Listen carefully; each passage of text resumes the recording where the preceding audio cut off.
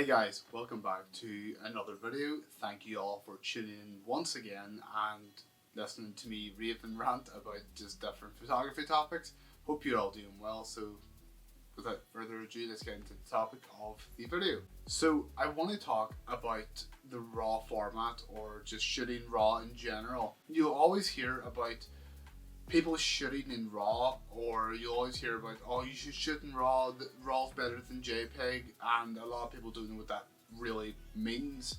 So what I'm going to do is I'm going to talk to you guys about what RAW is, why you should shoot it if you are a photographer, and the benefits of it all as well. We'll start with the very basics. What exactly is a RAW format?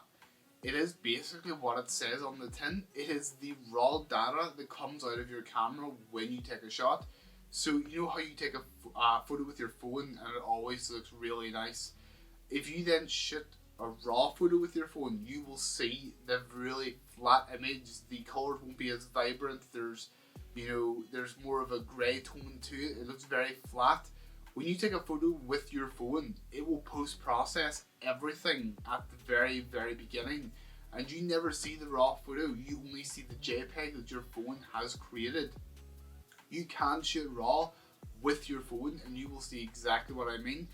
For instance, here I'm going to put up two photos on the screen now. Both were taken at the same time because they're both the same image.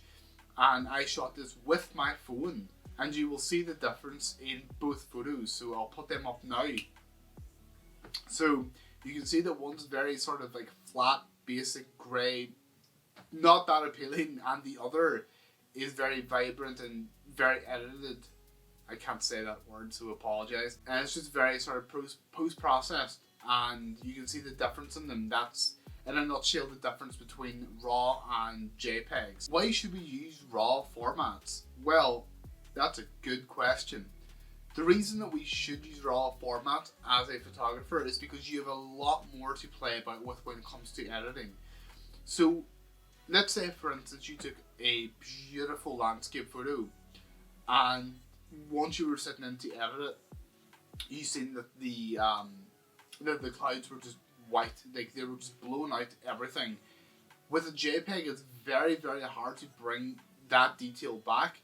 With a RAW, you have the details there of like the clouds and everything. You can pull back a lot of detail from like blown out highlights. As long as they're not too blown out, you have a lot more data to play with. It means that you can pull more data from like the shadows. If something's too dark, you can bring it up to show all the detail again. With JPEGs, it's very hard because a JPEG doesn't have that much information in it that it can pull anything from like the shadows of a photo or the highlights of a photo.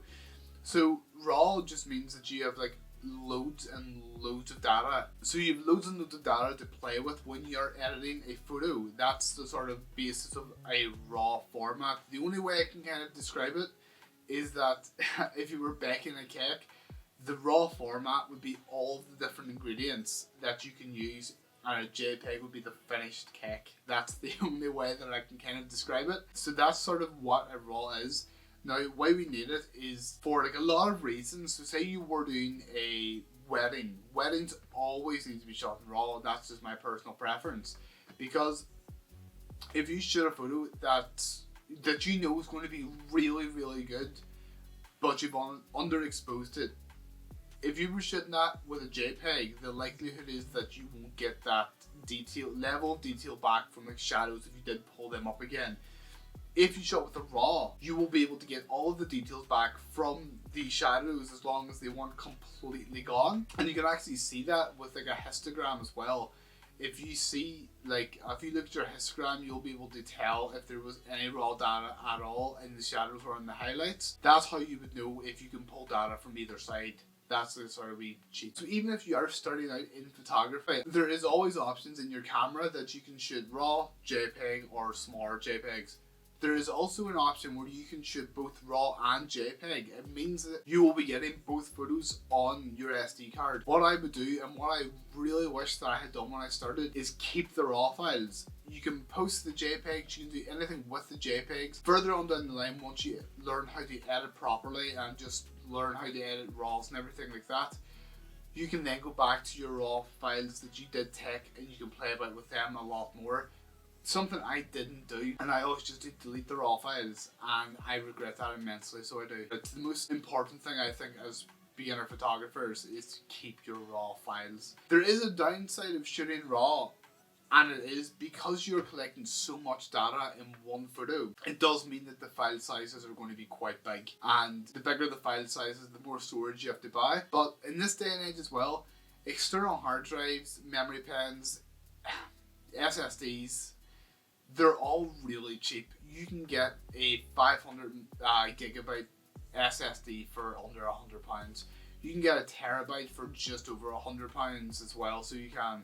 And a terabyte would do you so long if you're storing raw files, as long as you're not shooting like thousands of them.